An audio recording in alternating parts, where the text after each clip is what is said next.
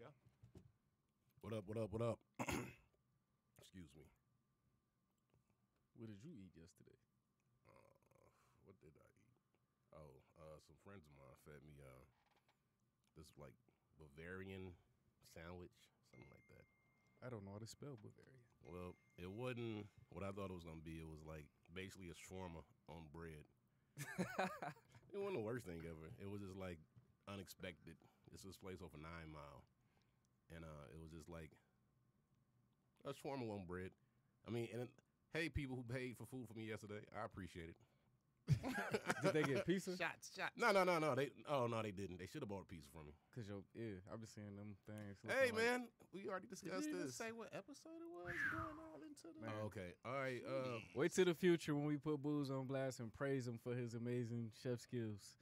Yeah. I'm nobody in the kitchen, man. Hey. I'm nobody compared to I know chefs 100 like... people who will call you a liar. Yeah, you're a liar. I'm nobody compared to people like Allie, who just prepared the High Vibe Guys. Phenomenal breakfast. Oh, my God. That's crazy because she thinks you're great.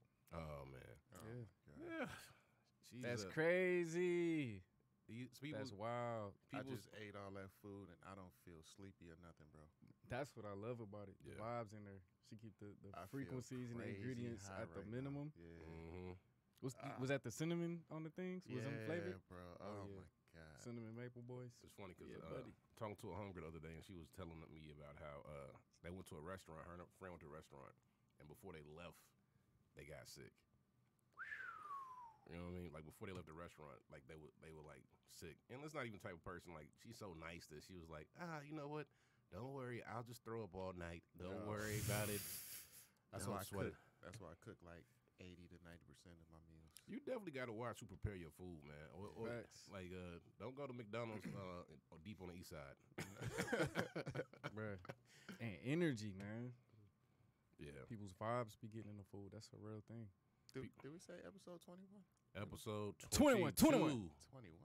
21 episodes. I'm a 21. savage. Yeah, this 21. The last one was 20. Oh, yeah. Yeah. We did a solo boy last. We didn't do 2 shows. Oh, okay. Yeah. All right. Episode 21 of the High Vibe Guys. You got your boy Big Booze at the end of the table. On my right, you got Asa Bay, the scholar hat turned to the back of. Oh man, I knew we were supposed to all wear the same hat, man. Oh man, damn. Hey. Who doesn't have one there? Hey. Make the I'm health ready. great again. Wow, Dave, you don't got one either though, so it's all good. No, I Man. Well, we gonna get you one. I'm gonna order you one today. All right, cool. Damn, we got him coming on the show too. Well, you wear yours every day, so it's different. At least your hat is backwards, so I you know. can't tell. I'm gonna tell him I got a custom one back here. He's like, I don't remember doing the leather strap. Okay. You got your boy Asa Bay, the scholar, wearing the Baby Yoda T-shirt today. Man, wraps and snacks. Yes, sir. Is that a brand? Nah, bruh, Walmart or whoever be having them thing, you know the little parts out there with all the cool T-shirts. I just go and grab like 20 of them things. You don't all even the know cool what your ones. shirt says. It says seems- naps and snacks. What'd I say? Wraps and snacks. Oh, naps and snacks. Whatever, bro. I love naps and snacks too, though. Coming back October 30th, I think they announced yesterday. Yeah, the Mandalorian. Season 2. Oh, shit. I still ain't seen season 1. Is that on Netflix? Disney. Okay. I need to download that. And then last and least. that's a Last and say no. Nah, last but definitely not least. You got the I said this last time. I'm gonna say it one more time. Disrespectful. The Mr. T of the holistic world. Facts. Pity and the negative energy. I pity the fool on the low vibration. Pity. Yeah. What it does. Big bro, Akil Tally. What it does. Right. Up in the building. Drinking this awesome black water right here. Hey, man, this morning started off lit. Yes, sir. A surprise You breakfast looking for your black water? Yeah. It's right behind you. right behind you. That surprise food got you breakfast stuck. from the all-time great Mad created at Alley. Mm-hmm. Man, that's that Instagram. Matt created it on Instagram. MAGCREATED. He looking. I was looking for help. The concentration came in play. The amount of focus at one point. Your eyes across. I got it though. It was like Yeah. a high level spelling bee Facts. moment. R. Could you use that in a sentence? Can you define it for me? Roast session. Was that also alkaline, or was it just vegan? Alkaline. It's alkaline and vegan. Her ingredients is fire, bro. So explain.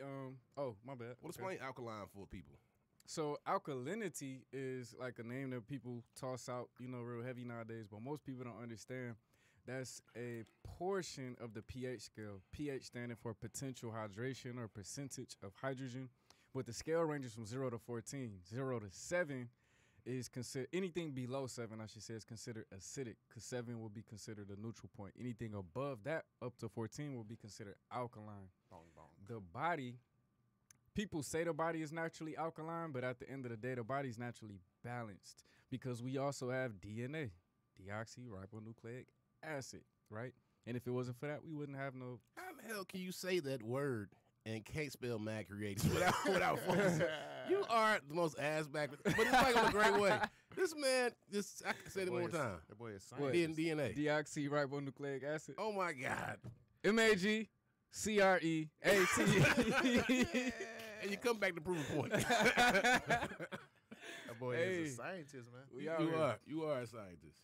Anyways, anywho, so because the acid is a all this, man, it's going back to these books when we get into these top 5. I'm gonna try to go through this as fast as possible so you can get to the fun part, listeners. But the word acid has its origin all the way back in the day in one of the ancient deities that we call Aset, the divine feminine principle, but it's also called the throne. So the acidity is the throne, and then the alkalinity sits on top of the throne. Oh. So that's why we need to be balanced. All that electrical energy, that's cool, but you need that magnetic acidity holding the body together for a blueprint or a basement. Does that make sense? And then since we've been eating all this acidic food all these years, post-slavery, McDonald's, sad diet, standard American, for anybody who needs that standard American diet. But all that stuff is like predominantly acidic. So when Dr. Sebi came, he was saying alkaline diet to balance us out. Because if people was doing, if they was super alkaline on that side, then he would have came through with the acidic diet probably to bring about balance. Because you don't want to be on too far on one side. Like, for instance, what's some stuff? Ammonia is alkaline. Or some bleaches and stuff like that. You know what I'm saying? So that's not necessarily a good thing. You can go too far either way. Exactly. Yeah. Good, bad, like balance, poise. You don't want to, like, I was taught when it comes to like spiritual things, you want to stay at that 0. You could go to -5, +5, but you want to stay balanced. Because if you go too far one way, you get too happy. The universe about to balance you out real quick with some quiet music or something, But anyways, back to the alkalinity. We need to consume more alkaline things nowadays in order to balance us out. You can eat what you want to, but if you really want some balance, you're going to have in your body, health-wise, you're going to need to consume some more alkaline or electrical live type foods. Such as? Fruits and herbs and vegetables predominantly, but you do have different grains and different things, oils, different natural fats or whatever that don't disturb the body as much as other things. Like too much, you need some unsaturated things. Some things, you might, like cholesterol, you need some good cholesterol. It's all about balance. Because the sun, when you step outside, is beaming today. You go outside, you baking in the sun for like an hour, the sun is going to take that cholesterol and transform it into vitamin D. You know what I'm saying? It's no good or bad. It's only perception and people being out of balance. But anyways, she uses alkaline ingredients to keep the body balanced, since we've been hit upside the head with all this other type of food. That's why we don't have the itis afterwards. Because when the body breaks it down, it's breaking it down into electrons and oxygen and hydrogen. You know what I'm saying? Stuff that's not necessarily detrimental.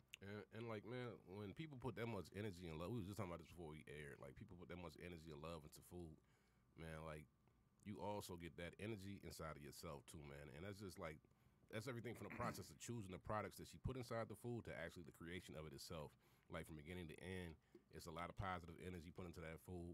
And it definitely is an offshoot or representative of the High Vibe guys and everything I think we stand for. So, Allie, Matt created it. It's definitely going to be somebody who we speak to frequently on this show because we believe that she deserves the praise and recognition for the product that she's putting inside of our community, man. Detroit needs more chefs of this mentality who really care about the community. and are willing to put their self into their food, man. So thank you, Mac Created. Facts. Your question, my bad. I didn't skip. You said what's the difference between alkaline and vegan? Vegan just mean no meat, no dairy, no X, Y, and Z. You know what I'm saying? That don't mean it's healthy. Yeah. You know what I'm saying? No, I definitely know that much at this point. Yeah. Yeah, vegan just means that it doesn't have animal product in it, which doesn't mean it's healthy at all. Exactly. But man, damn, that's first 15 minutes of the show got diverted by Mad Creator's beautiful breakfast. And I didn't say breakfast because I can't say K's when I say I said BREF, breakfast. I have a friend who can't do T's in the middle of a word. Like she can't say button. It comes out button. Button. Man, is she from the South? I mean, South Lion. I'm from the South, and I blame everything I can't say, pronunciate, or read correctly on me being born and raised in the South. It's like 10% truthful. It's disrespectful kind of too. But definitely I use that to my advantage. Oops, my bad. So the show topic. Showtime? What's rare we go into a show topic like this where it's like the show topic today. But the topic today, man, is something that I think for Austin to Kill definitely is something cool, and we did like it's kind of like the balance. This is our way of balancing our show from last time. We talked about TV the whole time, man. But it was it was still cool though. It was cool, but now we're gonna go the other way. Kill, get off your goddamn on phone, man. Trying to find this list, man. Looking well, this dude. Luckily, I did mine last minute, so I was right there. But we're going to go through some of our favorite books. Not saying that these are our absolute favorites. This might be their absolute favorite books. But being I threw my list together last minute, I don't want to say these are my absolute favorites and somebody go like, yo, but what about this? Right. And I got to backtrack. Give it some breathing room real quick. And it's, like you just said, to balance the last show, all TV talk. Now let's talk about a couple of the good books. We're going to go through 5 of our favorites each. Akil probably won't because he doesn't know where his list is. Way to go, guy. Wow, look at mine right there. Boom. Took 4 seconds. And you know what I'm going to do to not lose it? Screenshot it. Boom. Intelligence. Make technology serve you. Yeah, Don't man. serve the technology. Get off my back. The screenshot got to be one of the best goddamn on things about a phone that you could possibly have, man. Bruh. The future's so lit right now, bro, because people waking up. The invention game about to go crazy. Wait till these children start tapping in, man. You about to have everything new probably in 50 to 100 years. Shit. Or less. I can't remember, Dave. Do you know that, like... is that your stupid phone going off like that? No. Dave, whose phone is that? Mine don't vibrate. It was my phone. Player. Hey, shut your damn phone up. King. Well, it shows them popping down the streets, bro. Hey. All right. How was you sending the message to yourself? That was my mom probably hitting me up. What do you think of these ribs? Dave, do you know, like, they say that this feels like a Dave question. Like, computers are supposed to evolve every so fast, every so many years. Moore's Law. Moore's Law. Moore's Law says that every 18 months, you can buy the twice the technology for half the price. Yeah. And, like, that means, like, exponential growth at some point, right? Well, and it also means that there's a plateau at some point, too. Like, we are reaching the kind of boundaries of what the architecture and the chipsets that we have right now can do. And so it's really coming down to, all right, what's the next gen stuff? You know, and so it's... Can you say architecture? Architecture. I can say that one. Wow. It's a CH, not a K. I guarantee you, within this show, there are going to be 11 words. As a matter of fact, to the person who listens to the show and catches the 3 words that I mispronunciate or butcher, I will give you a hug. You're not getting shit from me for making me look like shit on the show. Did you find your books, man? Yeah, we get into the science fiction part of the conversation, bro. We always get to the science fiction. I think we're science fiction guys in this room, man. I think we headed to... Oh, you talking about as far as life goes? Yeah, what Dave was kind of touching on. I think we headed towards like some heavy AI type. Yeah, I was gonna say you're looking at. I mean, that's the next level. Is you've got neural networks, you've got artificial intelligence, and God, I love. It's still one of my favorite stories. We talked about it. I think it was 2 years ago now. Google created 3 different AIs. And two of them decided that they didn't like the third one, and so developed their own encrypted language and basically locked the third one out. And they've gone, I mean, this was 2 years ago. They had gone so far, the developers couldn't even figure out what the AIs were doing anymore. I'm like, are we just, like, we're not going to be happy until we activate Skynet. We're not, as a species. Damn. But they're gonna keep pushing. They're like, no, we're gonna figure it out. We're gonna figure it out. You're gonna keep pushing until, like Dave just said, we're gonna implement just some shit where, like, robots or artificial intelligence is like, you know what the problem is on this earth? You. Yep. We figured it Well, out. that was the biggest message from the Matrix. Was Agent Smith when he's like, there's only one thing that replicates to the destruction of its environment, and that's a virus, and that's humanity. Humanity is a virus. Let me tell you something. When that happens, man, I'm Team Skynet. When I'm walking around looking like Cyborg, I for one welcome our robot overlords. Fools, when did you even get jetpacks and a laser beam? Dude, did you see that story out of L.A. yesterday? No. Some guy built a jetpack and basically buzzed a plane 3,000 feet up in the air. To the point where, like, the plane was radioing the tower at LAX and was like, there's a dude in a jetpack kind of hovering next to us, like, WTF? And so now, like, the FBI is involved in figuring out, trying to track this guy down and find out what the hell he was doing. But yeah. Boy, oh boy. Yeah. Autonomy, bro. Man, the mind is powerful. Mind is a vital force. The mind is powerful. So What's crazy is I heard that the first time for Most Def and not a book. What? Did you put that under your tongue? Did you eat that? Yeah. Oh, no. That's what's wrong with therapy. My bad. I should've. I thought you saw me. Glad you caught me before I did it. Well, It's cool. It's all natural. It's cool. But I thought you saw me put it in my mask, bro. Just for some fresh air. Cleaning up the, Good night, Booze. it didn't taste that bad, to be honest. I was just being straight up. It's called Breathe Again. I was like, this shit is different. It's got a little garlicky flavor in there. Shit is different. Asa, Yo. you might want to warn people before you just pass out droplets. Bro, I did, I thought you saw me do it. And it say Breathe Again on the bottle. I just went with the flow of things, man. Yo, if you listen and reading is fundamental. I swear. Well, let's get into the book list. This is a great segue Let's into. go. I'm gonna go in between you guys because my list is gonna be the shittiest, but it's my list, and so therefore, I will explain why I like my books. All right, but again, these are just 5 of my favorites. I'm gonna give you my history. These ain't my ultimate favorites. Okay, so just 5 books that probably impacted me really. that's what my books are, man. That's how y'all trying to play it right now? Y'all gonna okay. Well, I mean, you have read 4,072 books. You said so how top you 5 chose favorites, bro. How you chose 5 books out of that fucking library you live in? Y'all the ones that came up with the top 5 favorites. I think no way you figured out your 5 favorite books. Okay, but I did. But this is what I compare it to, though. I did get patient and meditate and try to, Probably did. sift through 'em. I bet from music like us, I bet we can pick out our 5 favorite albums. Oh, easy. You know what I mean? But I think that's how books are to him, though. You know what I mean? Like, Easy. And I got everything. Somebody was in my crib. They was looking at Steely Dan. Sorry, Matt created this food. Got me. Tell me, bro. But I think that's what I think. Like, you've read enough to be like, all right, I really know what I like in a book. You know what I mean? Mm-hmm. And like, I read like casually. You know, I'm a lot of audio books now. And if I read a book, it's because someone pulled my black ass in, so I'm gonna have to read that boy. Yeah, it ain't nothing like a good old fashioned book though. Because it exercises the mind. Yeah, books kill audiobooks for me. Yeah, the physical copy. But anyways, can you start learn? You learn want me good to from audio? All right. I'm asking. I'm asking. I got it.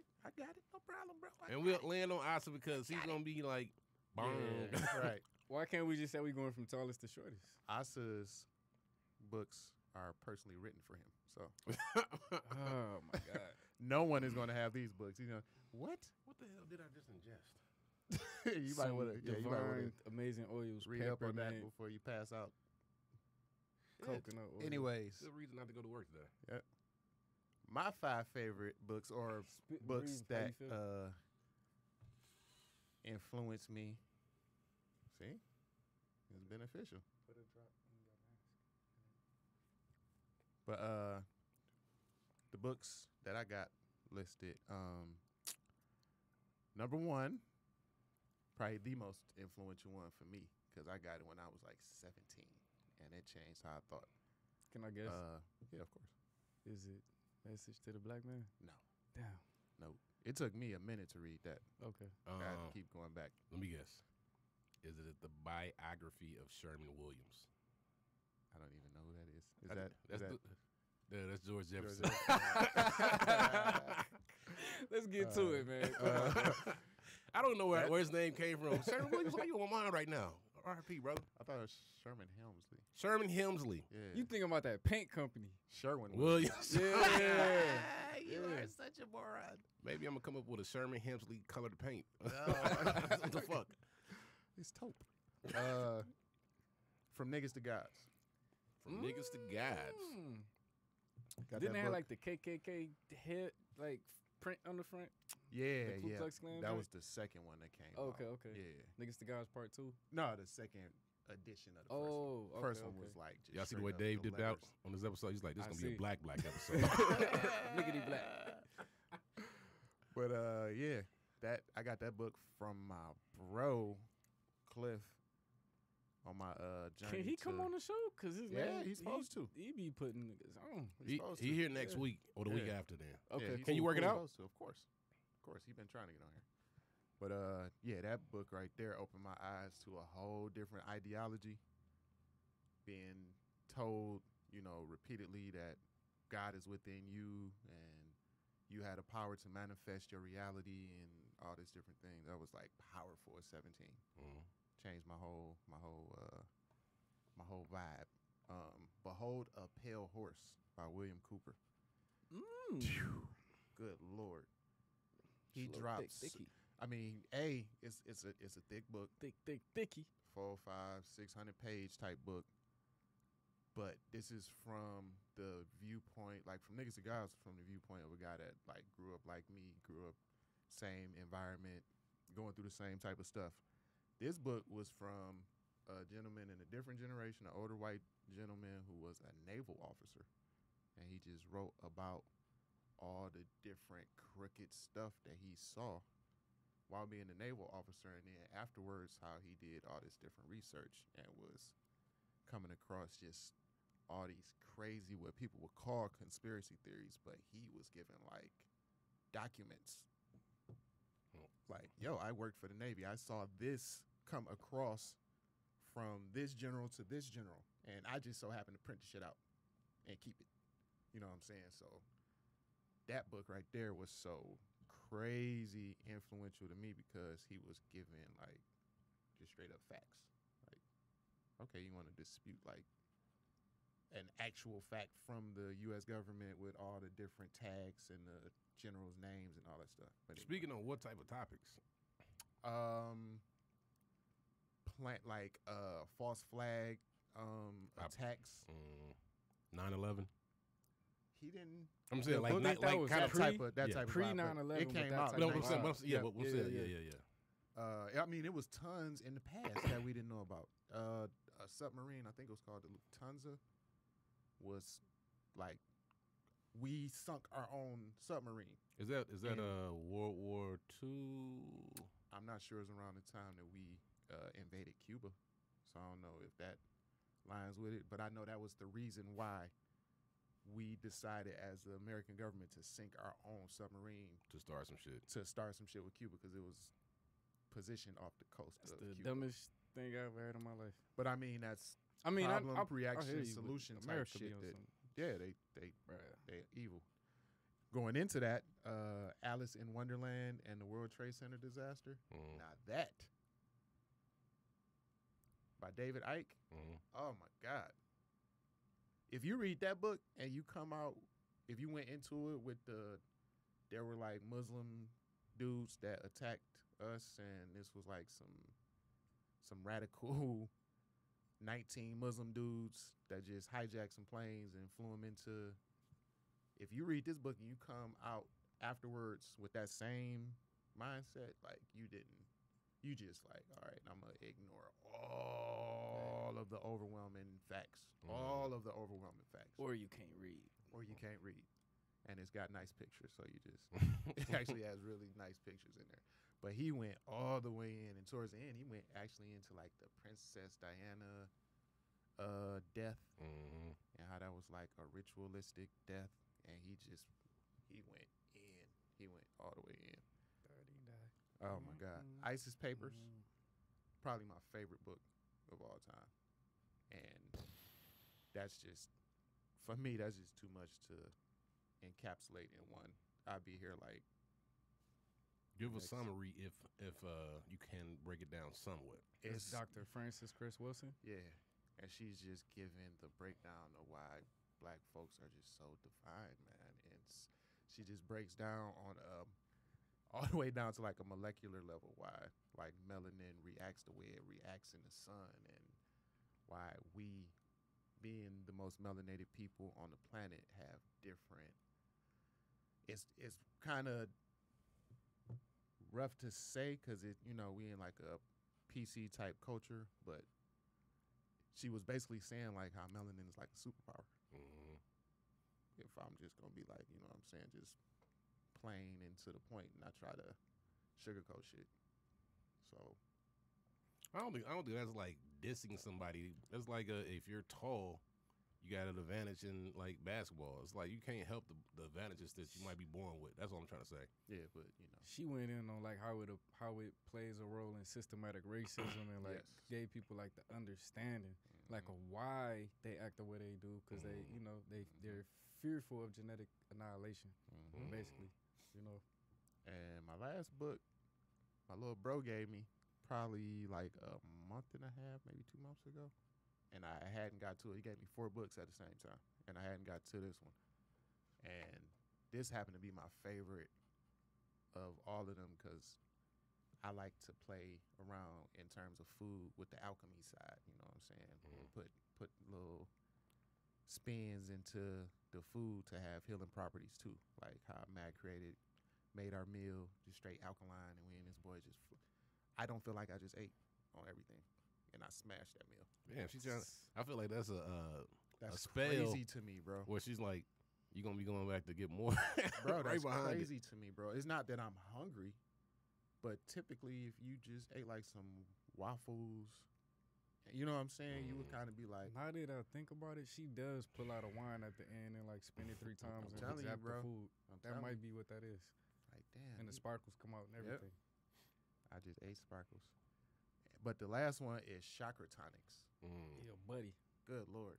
Now, this book is giving you kind of like different ways to improve your health through different recipes for drinks, for the most part, that, coincide with all the different chakras. Frequency drinks. So, yeah, they're like, and the author, I forget her name. Ditto. I'm so super irrelevant myself. Yeah, but she does a really good job of breaking down why certain herbs that you could add to like a simple smoothie will boost that smoothie, and why, or different properties that adding just different ingredients mixed together will bring out in you. It'll like, for instance, your root chakra is a chakra that governs like your security, like, you know what I'm saying, your feeling of yourself, like. And that's orange. That's red. Or it could be. Remember orange, the color spectrum, bro. I thought you said it was reversed. No. It could I'll say that. I'll get into that after he finishes. Yeah, that's a deeper conversation, but necessary for sure. Yes, but I was listening to what I was trying to put. All right, I see you 100% was on top of that because we talked about that the other day and you retained that. But for what it represents for the Western society and for people that are just like aware of chakras is the color red. Okay. You know what I'm saying? So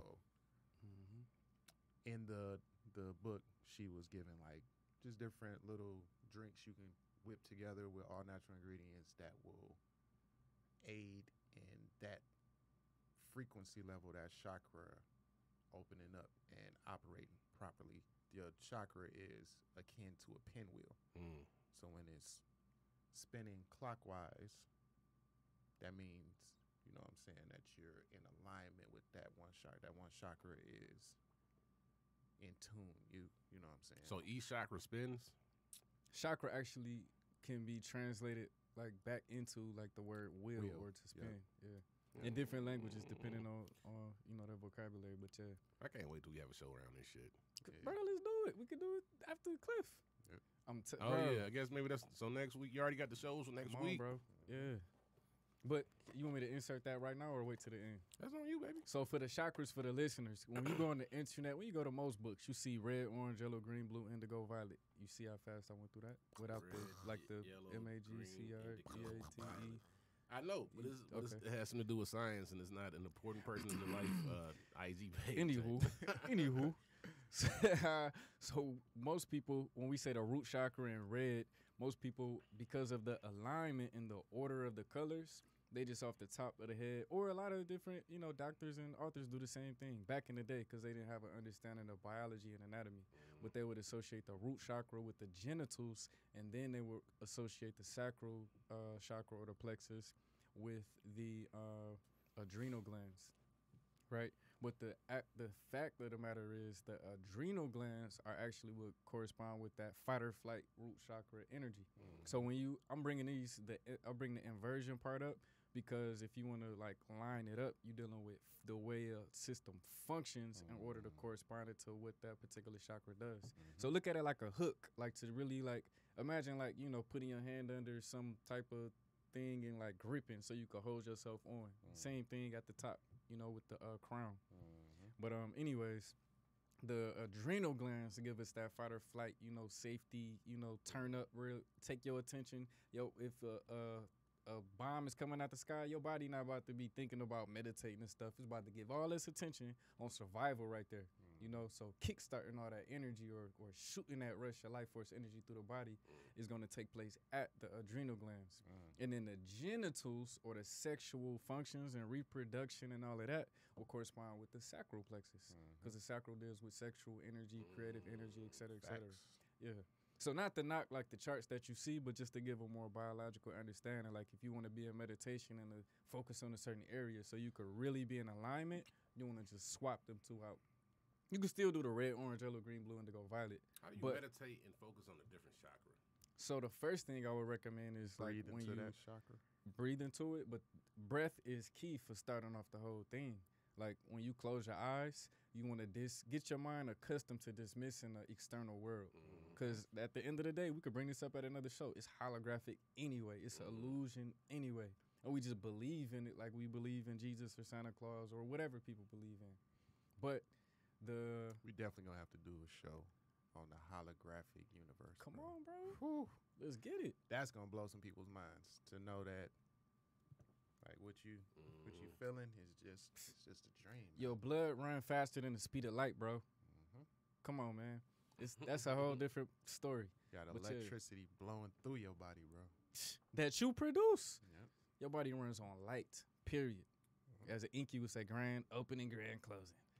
But how do you get your attention on there? First, you know, block off the external world. What I do personally, I take my mind after that part of my body, then I put it on my energy, then I put it on my mentality, and then, you know, kind of like phase out the denser parts of life until you could get back to more like a blank canvas, if you will, mentally. And then from that point, you direct your attention to whatever part of the body. In the same way you could, most people don't know this. This is a key right here. Most people don't know that just like you could tap somebody on the shoulder and make them turn around, you could put your attention or tap a part of the body and get those particular atoms or cells' attention and instruct them, command them. Shoulder, I need you to feel better right now. You know what I'm saying? Until I could go to get a massage or some oils, I need you to act right real quick. And depending on your level of your mental capacity or your level of control over self, they gonna listen or not. You know, if somebody's mind is weak or if they don't really believe that could happen. That's like me and my damn dog. That nigga don't listen. God damn, Clark. Yeah. Well, yeah, man. So what's your list looking like? Oh no, Booze, you say you want to go in between. Yeah, I'm not going after coming after Asa. No, yeah, Asa's gonna give a dissertation.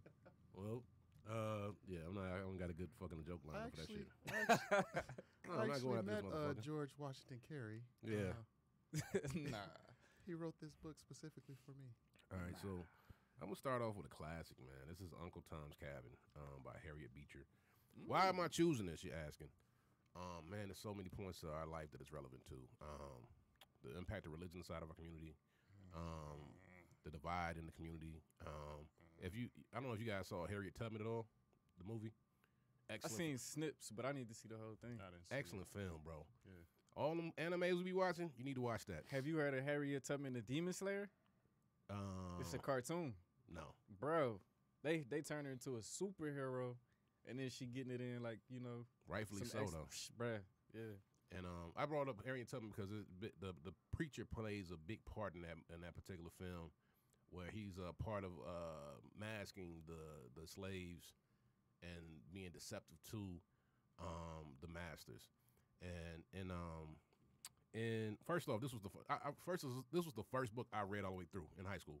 Remember it clearly.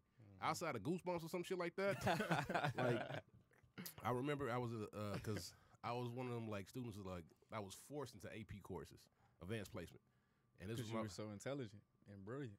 because I wasn't fitting in with the rest. Take the praise. Thank you. I wasn't fitting in with everybody else. So, this first book I ever read through, and then I read through it, and then years later, now like all the things that come from behind it and what it means, as far as the diversity in the community, the impact over religion, how it creates this divide, the praise and worship of white people. Like, this book spoke to a lot of things that at the time weren't even really relevant and kind of I was conscious of. And then you become an adult and you kind of learn, and some of the layers that the book has are peeled back.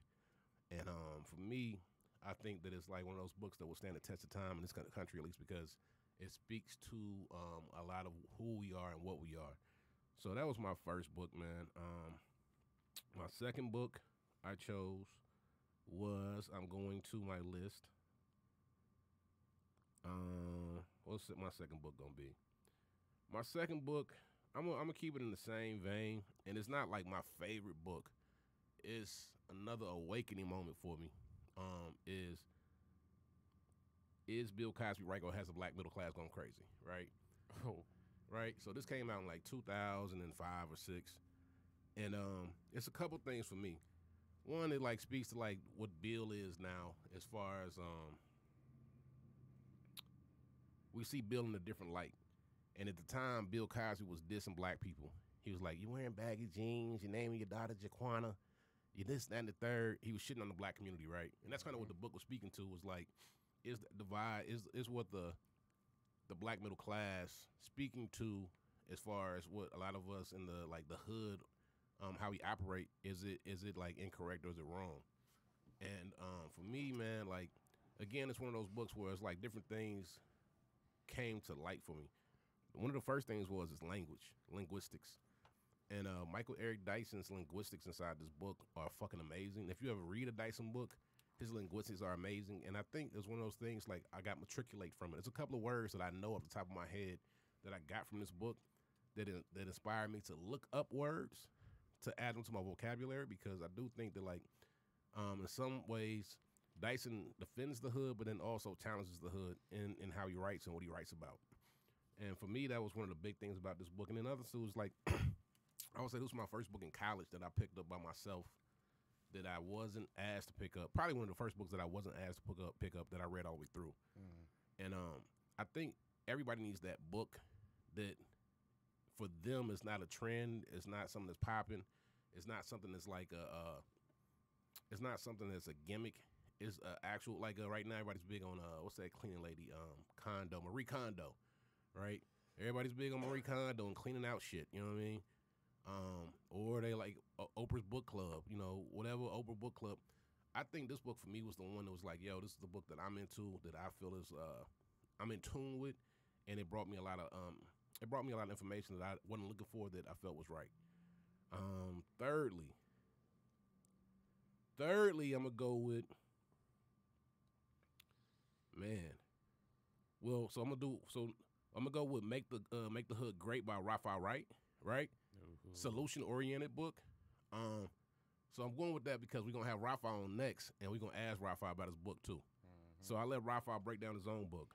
Number 4, I'm going to go with The Cooking Gene by Michael Twitty.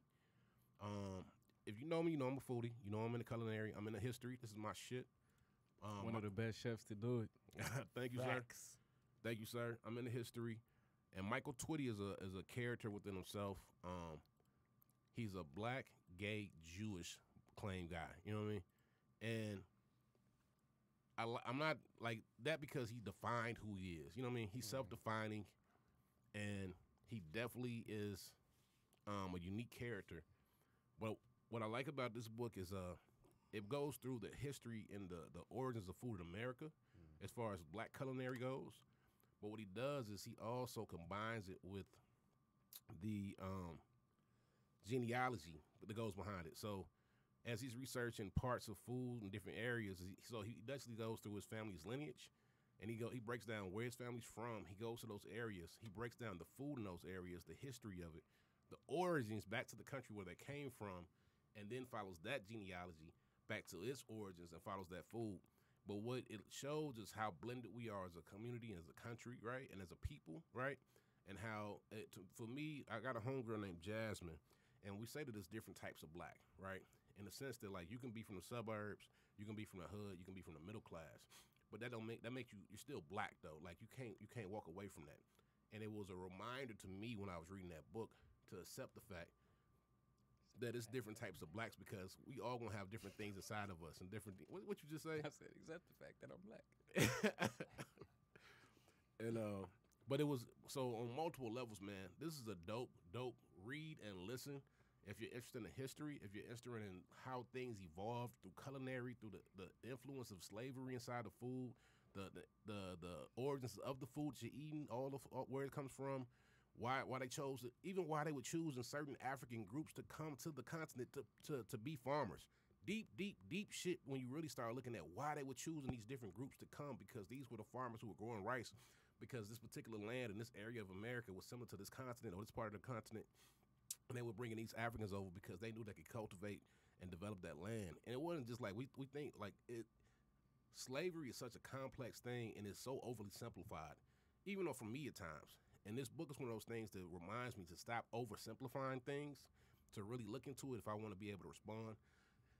One thing I think we talked about on the show is that, you know, people argue from a perspective that people, I think it was Dave who said it one day, he's like, people argue the most about shit they don't know. And he had some type of weird fancy phrase for it. Dunning-Kruger effect. Dunning-Kruger effect, right? The less you know about something, the more you think you know about it. Right. And see, that's how my mind works. I remember bits and pieces of shit.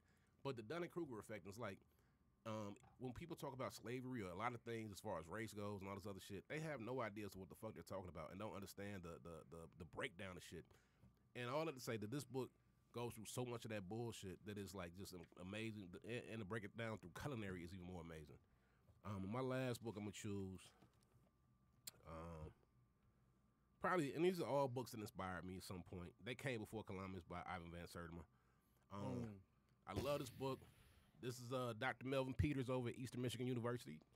You ain't listening, but my parents went to Eastern. Their parents went to Eastern. Shout out to Eastern. Shout out to EMU if you an Eagle. And this book was one of the ones that kind of explores the civilizations and cultures that came to America pre Christopher Columbus. And as Isaiah at the top of the show, we're talking about big Olmec heads.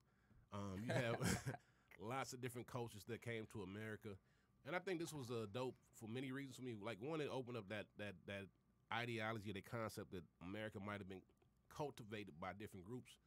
But I think also once you start really getting into this book and these cultures, once you start looking into them different cultures, you realize it's one of them doorways to how advanced these civilizations were prior to what we consider to be an advanced civilization. You know what I mean? Like, you start looking at ancient Egypt being... They were so primitive. Oh, my God. You know, all they could do was write on walls. You know what I mean?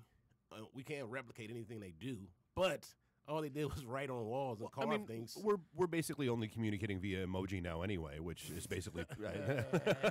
Modern day glyphs. We've come full circle. But even then, an emoji won't be here in 10,000 years. None of the... Look at Detroit. Detroit is being reclaimed every day by nature, right? What'll be here in 500 years, let alone 5,000 years? And then we look at these cultures and call them, what's the word I was looking for? Primitive. And it's like, y'all motherfuckers got to be crazy. Feel so much better after you tried to bake me earlier. I didn't try. I appreciate you. My bake section went well. It came out 2 shades darker. Yeah, no, that's always been one of those ones that fascinate me, where the Great Pyramids are still, after all this time, within less than 1 degree variance of the 4 ordinal points of the compass. And the whole Great Pyramid of Cheops, where the sun rises on a different step every day. Mm-hmm. I couldn't tell you how to do that, Matt. You know how to do that? Yeah. I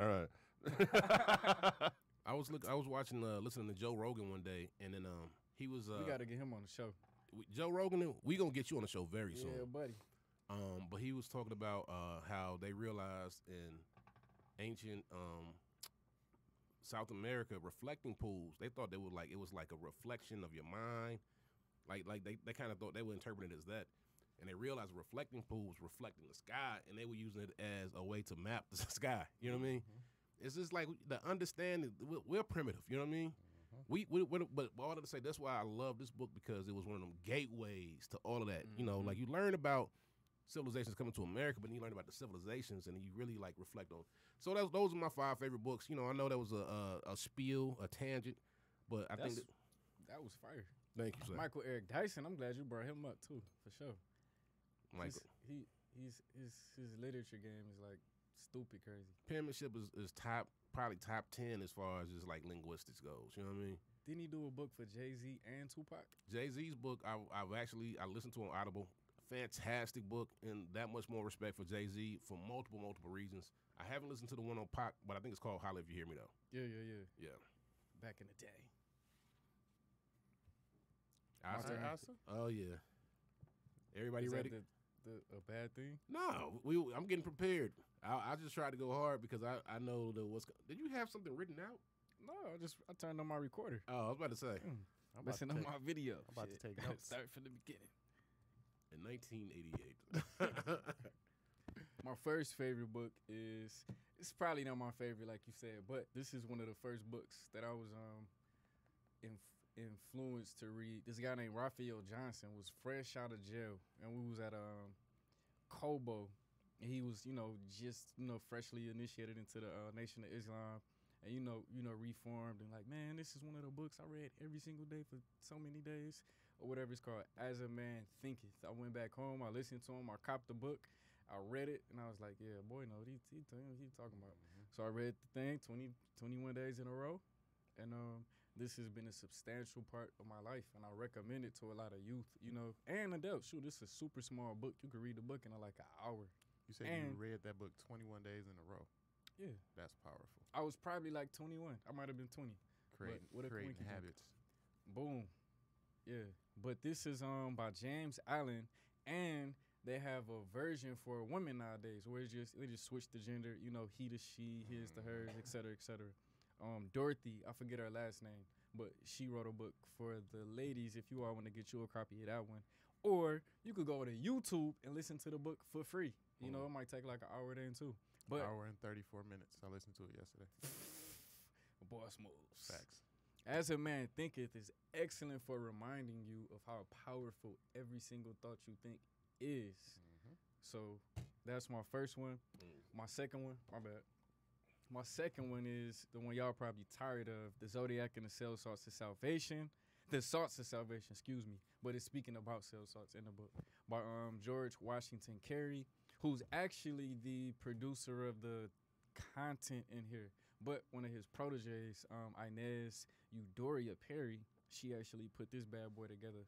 But this is excellent for getting a better understanding of how we are connected to the universe. Dave asked earlier, like, do you know how to do that? I don't know how to do that with the steps. Mm-hmm. But back then, we were so connected because we understood our connection with the cosmos. Mm-hmm. And this is one day we can start to tap in via nutrition. Mm-hmm. Different cell salts resonate with different portions of the sky. We call zodiac signs and constellations or clusters of stars, a.k.a. energy, you know. But down here, we see it in the form of plants. Just like photosynthesis. It's not spooky. Anybody remembers in class photosynthesis, plants grab the sunlight, change it, convert it into usable energy, pigments we call chlorophyll, the blood of the plant, etc.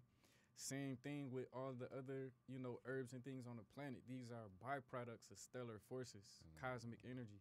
But anyways, this is a way we can get back in tune and reorganize our body. It also is real heavy on etymology, booze, like you brought up. It gives you an etymology of the and the reasoning why we call all the months what we call them, the symbols and everything, and the archetypes. And it's excellent for organizing your psychology. You know, for anybody, any age, that's a heavy hitter for sure. Anybody interested in health, I highly recommend you grab that. I got the PDF version of that. You need another book Bro. to help you read that book. Bro. But it's tight though. I done Yeah, read it it's like phenomenal. 10 times It's for sure. phenomenal. This and gave away like 10 copies. I gotta re-highlight this one, you know. But anyways, now to the big dogs. I'm gonna say this one for last. So this one right here, Whenever Isaac got to save a goddamn book for last, you know that motherfucker's special. Listen. Anyways. He has a book in his collection that costs over $300, bro. it's right there. That's what I'm saying. Man, it's a couple of books like that. But that's you spend your money on was essential. You know, now I could be buying shoes and this and houses and blah blah blah. Back then, trying to get these educational brain cells popping off. But this book is called Dog Star Hip Hop: The Kabbalistic and Metaphysics of Imagination by A. Rashid. This is one of my favorite teachers, authors, embodiers of wisdom, knowledge, and understanding. So people who are familiar with like a Phil Valentine or Dr. Delbert Blair, this is their offspring right here. This is this is where their energy and their wisdom is concentrated right here, you know, in an urban like manner. And like it's very, very palatable for people like you. The average person, I don't know, he's real cosmic and metaphysical in here, but for people who are open to that, it's nothing but brain food in here. Talking about you and your history, magnetism, analogous, like a real urban way to give somebody a thorough understanding of themselves. And it's different volumes too. This is just volume 1. But he gets real heavy into the Hebrew and language so we can understand things, Real you know, quick. in a more detailed manner. You want to read? Can I show you like a paragraph or something? And I was going to ask about the title. Dog Star refers to which star? Sirius. And then Sirius B specifically. which is the Dogon tribe. Boom. Right? And then Where we get the word digital, digitize, right? Digitaria. Yeah. So Dog Star Hip Hop. What's the hip hop piece? Just like the combining the two cultures, the mentality, you see what I'm saying? Like I'm trying to follow the even the title because that's interesting within itself. Yeah, he's a real abstract guy. But the hip hop part, he touches on some people here and there, but it's way more like just about you and your mind and the universe and your relationship between the two, and understanding it via etymology, history, and Kemet, Egypt, hieroglyphs, all that kind of stuff. But I could just give you a reading of like a paragraph or something I highlighted. I'm gonna just pick a number. I'm just go to that page. 48. The circle is the best way to use the aleph bet. That's the alphabet in Hebrew, or that's where we get the word alphabet from. Aleph bet, the first 2 letters in Hebrew. When we separate it in its parts, we encounter its celestine importance, and that means it is described to manifest the world in a way that draws a series of meaningful symbols and correspondences. The letters of Aleph Bet in the red house are formed in the circular representation of the universe. The chamza, or hand, placed on our circle letters points to 4 letters, which equal 496. Vav, Kaf, Ayin. 496 has 2 numbers. So Kabbalistic numerology and giving you an understanding of the energy behind different words. He's real heavy into that. But anyways, that small portion right there, if you were to read on, you will see that the Hebrew language, even the alphabet, if you just go in a circle, it literally shows you how you are birthed out of the cosmos as a being or whatever, and how you make your way back. You know, I left we say the ox, or like that bull-headed, like coming out like Aries energy, right? Like a ram. You coming out super hard, that fire energy like a spark. And then Beth is like a house, right? Or a place you reside.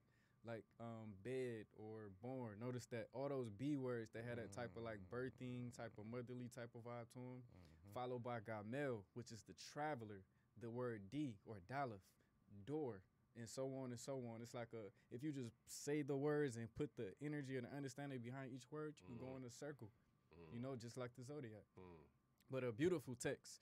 And he definitely goes in depth to give you a very thorough understanding of that. I'm not doing it no justice trying to summarize it in 30 seconds. But this bad boy right here, this is what Akil was talking about, I King by Dr. Minister Inky. I King Part 2. And as you see, I got this bad boy tabbed up. Going in. If you could just see the cover of this book. Yeah, this Good is Lord. Yeah. Inky is another super deep thinking. Yeah, he's a master mason too. Notice that square and compass with the donut or the magnetic field with the compass inside. And then the right, you see the right angles on the, yeah. He nasty with it. And then this particular picture right here, if you can't see it, this is the original. Geometry? No, this is the original zodiac calendar from the Temple of Dendera in Kemeter, Egypt. But yeah, he has that on the front. But this is a book about biochemistry and just understanding yourself and, you know, on a detailed level. And then last but not least, this is the book I was telling y'all about the other day. It's called The Ultimate Nature of Mind, The Secret Teachings of the Infinite Mind from the Ancient Egyptian Shabaka Stone for the Highest Wisdom and Self-Mastery over the Forces of Nature. I thought this book was super dope when I picked it up because I was extremely fascinated by the mind of this guy called, his name is Ken Willard. And he is like the best, to me personally, for communicating and giving people an understanding of the way the universe works. Dielectric fields, the magnetic fields, understanding like this is just a byproduct. What we see is only a byproduct of so many other behind the scene forces. But this book right here, I open this mug up and I'm like, damn, that's cool what he talking about. But back in the 25th dynasty, King Shabaka, where the term Shabaka stone gets its name from, he recorded all that high science on the goddamn stone, right? This is the first time, at least according to, you know, what we can find right now, this is the first time where you got evidence of them, of somebody showing the mental functions and capacity and powers of the subconscious mind, unconsciousness, etc., and how to use it to master yourself. Basically showing that the real self is antecedent to all of this, the mind and the body. Like, we be thinking we this and that. You look at her purse, look at her, you know how we real shallow and commercial with the external things, but it's only the image and the illusion, like a shadow cast or whatever of the real deal. Like IG. Like, boom. Yeah. But this is highly recommended for any studious folks who want to understand how the mind works, how to tweak it, and how to organize it and make it submissive to you. Gang. Yeah. One of my favorite books thus far, for sure. So which one of these books do I get to borrow? My guy, the $369 boy? Hey, huh? I highly doubt that, buddy. He probably let people see that book with like a pair of gloves with it. Hey, every time you read this, you have to wear these gloves. I gotta give you a paragraph out of here. All right, pick a page 1 through 30. 21. 21. Got me some 777. savage number. 21. Oof. And anytime I write in purple, that means it's extremely significant because I use that chakra color coordination on the highlight. Super nerd. People who meditate deeply may experience a subtle level of consciousness where the developments of thought are inarticulated. In this level, it is deepened when the practitioner can reach a point when he or she can experience the noon as one's own body. Once the practitioner starts to come out of the meditation, a thought may arise in the mind. That single thought is as if a wave that arises out of the ocean or the sea of unformed consciousness. Thus, your thoughts are spiritual energy congealed and formed by conceptions. The Amen aspect, like at the end of a prayer, actually, this is Amun, my bad. But, you know, that's connected to when people be like, Amen at the end of a prayer. Take it back to Egypt, take it back to Kemet, bring it back. Amen Ra. But the Amun aspect then begins activated. That is the precognitive witness to the permutations of the mind. Thus, any thought that arises in the mind is a conceptual forming of the noon. AKA you just taking that cosmic clay and just arranging it. That's it. But it's just that. You know, essentially it's still the ocean or the nothingness, the undifferentiated state. But thus any thought that arises in the mind is a conceptual forming of the noon. In other words, a turning of the noon into a thought image or mental projection. And this is how Ptah creates, because he conceptualizes the universe into being by projecting his will unto the ocean of unobjectified consciousness. Thus, he forms a portion of the noon into the universe. And this is what you do in every day of your life. You are conceptualizing your ocean like yourself into the infinite experiences. And this is why they are causing you to suffer, have pleasure, or confusion, because you come to believe that you are your mental permutations, your concepts. They have intrinsic existence, while in reality they are nothing more than the imagination. Thus, they are an illusion. Illusion denotes a mirage-like appearance, which is a momentary phenomenon. Thus, a change will occur in which the phenomenon or the mental thought form will change from or dissolve in the ocean, back into the ocean of noon. When the mind tries to halt the change or somewhat affect it through its attachments, its likes and its dislikes, it leads to anxiety and frustration. AKA when we get caught up on that imaginary illusion thing, that's what we be tripping about. But essentially, we are, you know, unformed, undifferentiated nothingness, if you will. That paragraph was ridiculous. Yeah. Part of my fumbles. I'm a little chilly over there. That go with your first book. Yeah. As a man thinketh. Yeah. They all tied into it. That's what I be liking about the truth. Because when authors be leaving out their opinion, you could put two and two together like, oh, that's how the body work. That's how the mind work. Boom. And then you put it together. Now you working with something. Meditation has came up like every other day for me over the past 2 weeks. Like the the universe idea trying to tell you something. It is, and I'm listening. I'm open-minded, and I'm opening my mind to whatever is coming to me as far as meditating. That's a lot of mine. It is a lot. Besides that, I was trying to think of a couple other big ways. ass Olmec head. God damn. All right, we got to wrap it up. Yeah, we do. Because we got to go. Yeah, building. We'll wrap it up. Let's wrap up the 21st. I don't know where I got 40. 20. You need to meditate, boy. 21. Boy. 21.